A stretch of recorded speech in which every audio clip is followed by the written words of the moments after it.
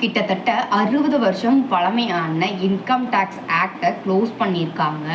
இப்போ புதுசாக new income tax act 2025 அப்படின்னு நடைமுறைப்படுத்தியிருக்காங்க அரசாங்கம்.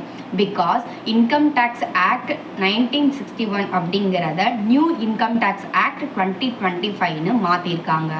இதில் பல சேஞ்சஸ்கள் உள்ளே இருக்குது. இன்கம் டேக்ஸ் ஸ்லாபில் இருக்கலாம், அப்படி இல்லைனா இன்கம் டேக்ஸில் பே பண்ணுறதுக்கு சில டெட்லைன் கொடுத்துருப்பாங்க இல்லையா, அதில் சில மாற்றங்கள் கொண்டு வந்திருக்காங்க. அது போக இன்கம் டேக்ஸ் ரெஜிம்னு ஒன்று இருக்கும், அதில் ஓல்டுன்னு போடுறதா நியூன்னு போடுறதான்னு சில பல கன்ஃபியூஷனில் இருப்பீங்க இல்லையா, அதுக்கான தெளிவான பதில்கள் தான் நான் இந்த ஒரு வீடியோவில் உங்களுக்கு கொண்டு வந்திருக்கேன். ஸோ வீடியோவை எண்டு வரைக்கும் ஸ்கிப் பண்ணாமல் பாருங்கள். ஸோ வாங்க வீடியோக்குள்ளே போகலாம். 4 முக்கியமான மாற்றங்கள் தான் இந்த நியூ இன்கம் டேக்ஸ் ஆக்ட் 2025ல இந்த ஒரு வீடியோவில் நம்ம பார்க்க போகிறோம். அதில் முதலாவதாக நம்ம பார்க்கும்போது ஹெச்ஆர்ஏ அப்படின்னு சொல்லுவாங்க. அதாவது பிக்கஸ்ட் எக்ஸப்ஷன் அப்படிங்கிறதா ஹெச்ஆர்ஏன்னு சொல்லுவாங்க.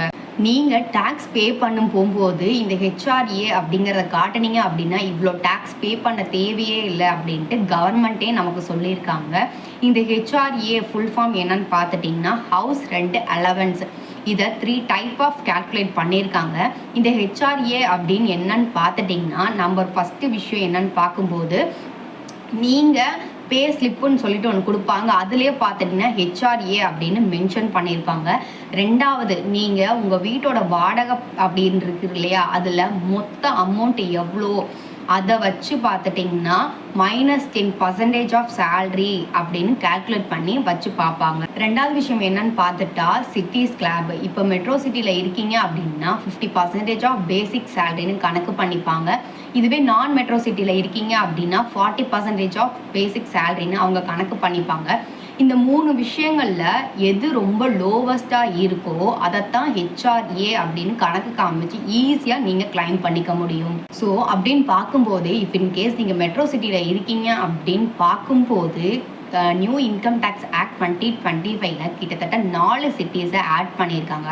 அதாவது 40% இருந்த இந்த மெட்ரோ சிட்டிஸ் ஸ்லாபை இப்போ 50% இன்க்ரீஸ் பண்ணியிருக்காங்க. அப்படிங்கிறதுனால நம்மளுடைய ஹெச்ஆர்ஏ ரிடக்ஷன்ஸ் கிளைம் பண்ணிட்டு இருக்க அமௌண்ட் பார்த்துட்டிங்கன்னா இன்க்ரீஸ்தே ஆகும்.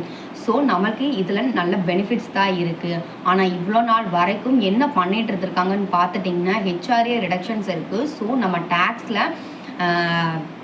டேக்ஸில் கிளைம் பண்ணிக்கலாம் அப்படின்னு இஷ்டத்துக்கு பார்த்திங்கன்னா ரெண்ட்டை டேக்ஸ் மூலயமா பார்த்துட்டிங்கன்னா இன்க்ரீஸ் பண்ணுறது, அது போக அவங்களோட பேரண்ட்ஸோட ரெண்ட்டையும் பார்த்திங்கன்னா சேர்த்து ஆட் பண்ணிக்கிறதுனால இதெல்லாம் இனிமேல் பண்ணவே முடியாது. இந்த நியூ இன்கம் டேக்ஸ் ஆக்ட் 2025ல இதெல்லாமே பார்த்திங்கன்னா கொண்டு வர முடியாது. அதுக்கு என்ன பண்ணியிருக்காங்கன்னு பார்த்துட்டிங்கன்னா இப்போ ஹெச்ஆர்ஏ கிளைம் பண்ணும்போது 1 லட்சத்துக்கும் மேலே வந்துச்சு அப்படின்னா லேண்ட்லோர்டு அப்படிங்கிற ஒரு பேன் கார்டை நீங்கள் சப்மிட் பண்ணி ஆகணும்னு சொல்லியிருக்காங்க. ஃபஸ்ட்டு விஷயம், நீங்கள் உங்கள் ரிலேஷன் வீட்டில் தங்கியிருந்தாலும் சரி, அப்படி இல்லை உங்கள் பேரண்ட்ஸ் உங்களுக்கு ரெண்ட் பே பண்ணாலும் சரி, எந்த விதத்தில் எந்த முறையில் உங்களுக்கு ரெண்ட் அலவன்ஸ் போய்கிட்டு இருக்குது அப்படிங்கிறத டிக்ளேர் பண்ணணும்னு சொல்லியிருக்காங்க. ஸோ இதெல்லாம் வச்சு தான் நீங்கள் ஹெச்ஆர்ஏ அப்படிங்கிறத கிளைம் பண்ண முடியும்னு சொல்லியிருக்காங்க. ரெண்டாவது, higher exemption in old tax regime. So இந்த ஓல்டு டேக்ஸ் எக்ஸிப்ஷனை ஏன் நிறைய பேர் சூஸ் பண்ணுறாங்க அப்படின்னா இதில் தான் எக்ஸிப்ஷன் டேக்ஸ் நிறையா இருக்குது அப்படிங்கிறத சொல்கிறாங்க. சில பேர் நியூ ரெஜிமில் கண்ணை மூடிட்டு சொல்கிறாங்க 12 lakhs வரைக்கும் நீங்கள் சேலரி வாங்கினேன் அப்படின்னா இவ்வளோ டேக்ஸ் பே பண்ண வேண்டியதில்லைன்னு சொல்கிறாங்க. ஆனால் இந்த ரெண்டுத்துலேயும் என்ன டிஃப்ரென்ஸ் இருக்குது அப்படிங்கிறத நம்ம அலசி ஆராயாமல் சூஸ் பண்ண முடியாது இல்லையா. அதுக்கு தான் இதில் ஓல்ட் டேக்ஸ் ரெஜிமில் 2 விஷயம் சொல்லியிருக்காங்க. அது என்னன்னு பார்க்கும்போது எஜுகேஷன் அலவன்ஸ், ஹாஸ்டல் அலவன்ஸ்ன்னு ஒன்று கொண்டு வந்திருக்காங்க. இது யாருக்குன்னு பார்க்கும்போது நம்ம வீட்டில் இருக்கக்கூடிய குழந்தைங்களுக்கு தான். ஸோ அப்போ இவ்வளோ நாள் வரைக்கும் எஜுகேஷன் அலவன்ஸுக்குன்னு பார்க்கும்போது ஒரு குழந்தைக்கு மாதம் 100 ரூபா வரைக்கும் கிளைம் பண்ணியிருக்கலாம்னு சொல்லியிருக்காங்க. இப்போவே ஹாஸ்டலில் படிக்கிற குழந்தைக்கு மாதம் 300 ரூபா வரைக்கும் நம்ம கிளைம் பண்ணியிருக்கலாம்னு சொல்லியிருக்காங்க. ஆனால் இந்த நியூ இன்கம் டேக்ஸ் ஆக்ட் 2025ல என்ன சொல்லியிருக்காங்கன்னு பார்த்துட்டிங்கன்னா நல்ல ஒரு விஷயம். இந்த எஜுகேஷன் அலவன்ஸ் படிக்கிற ஒரு குழந்தைக்கு மாதம் நீங்கள் இவ்வளோ நாள் வரைக்கும் 100 ரூபா கிளைம் பண்ணிக்கிட்டு இருந்ததை 3000 வரைக்குமே கிளைம் பண்ணிக்கலாம் அப்படின்னு சொல்லியிருக்காங்க. இதில் ஹாஸ்டல் அலவன்ஸில் உள்ள குழந்தைங்களுக்கு என்ன சொல்லியிருக்காருன்னு பார்த்துட்டிங்கன்னா 300 தான் கிளைம் பண்ண முடியும்னு சொல்லிட்டு இவ்வளோ நாள் சொல்லியிருந்திருக்காங்க. ஆனால் நியூ இன்கம் டேக்ஸ் ஆக்ட் 2025 என்ன சொல்லியிருக்காங்கன்னு பார்த்தீங்கன்னா கிட்டத்தட்ட 9,000 வரைக்குமே நீங்கள் கிளைம் பண்ணிக்கலாம் அப்படின்னு சொல்லியிருக்காங்க. அப்போது இந்த ரெண்டுத்துலேயும் டிஃப்ரென்ஸ் பாருங்கள். பழையபடியான அமௌண்ட்டு இருக்கிறத பார்க்கும்போது ஒரு வருஷத்துக்கே கிட்டத்தட்ட 9,600 தான் நம்ம கிளைம் பண்ணிக்கிற மாதிரி இருந்துச்சு. ஆனால் இப்போது எஜுகேஷன் அலவன்ஸில் பார்த்தீங்கன்னா 3,000 பார்க்கும்போது ஒரு வருஷத்துக்கே பார்த்தீங்கன்னா 72 வரைக்குமே 72,000 வரைக்குமே நம்ம கிளைம் பண்ணிக்க முடியும். இதுவே ஹாஸ்டல் அலவன்ஸுக்குன்னு பார்க்கும்போது 9,000 அது ஒரு வருஷத்துக்குன்னு நாங்கள் பார்க்கும்போது கிட்டத்தட்ட 2,16,000 வரைக்குமே நம்ம கிளைம் பண்ணிக்க முடியும்.